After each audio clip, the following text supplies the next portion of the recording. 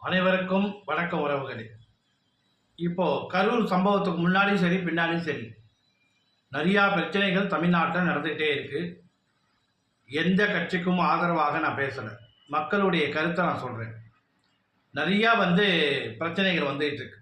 ஒவ்வொரு சம்பவத்துக்கு பிறகு ஒவ்வொரு பிரச்சனை ஏதாவது ஒன்று.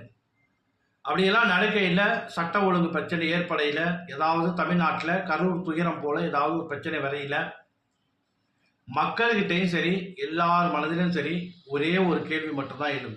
என்ன அப்படின்னு கேட்டிங்கன்னா, இந்த நேரத்தில் அம்மா இல்லை, இந்த நேரத்தில் புரட்சி தலைவி அம்மா இருந்திருந்தால் இது இப்படி நடந்திருக்கும், இதை உடனடியாக நடவடிக்கை எடுத்திருப்பாங்க அப்படிங்கிற மாதிரி தான் கண்டிப்பாக எல்லாருடைய மனசுலேயும் ஒரு கேள்வி இருக்கு.